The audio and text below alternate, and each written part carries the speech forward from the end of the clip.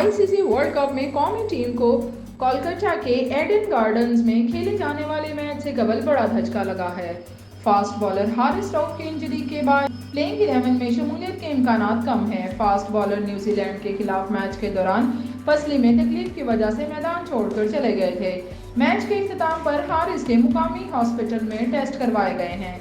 New Zealand के खिलाफ match के दौरान फास्ट बॉलर दूसरे महंगे तरीन बॉलर साबित हुए थे। उन्होंने 10 ओवर्स में 85 रन लुटाए थे। इससे कबल शादाब खान जनूबी अफ्रीका के खिलाफ मैच के दौरान कनकश का शिकार हुए थे, जबकि इनकी भी इंग्लैंड के खिलाफ मैच में शिरकत गैर यकीनी है। वाज़िया रहे कि पाकिस्तान के सेमीफाइनल खेलने के इम्कानात ताहल मौजूद हैं। पॉइंट्स टेबल पर कौमी टीम का 5वां नंबर है, ताहम सेमीफाइनल में जाने के लिए ग्रीन शर्ट्स एक फतह की दूरी पर हैं। पाकिस्तान के सेमीफाइनल में पहुंचने के लिए ये दुआ करना होगी कि न्यूजीलैंड और श्रीलंका के दरमियान मैच में श्रीलंका को फतह मिले।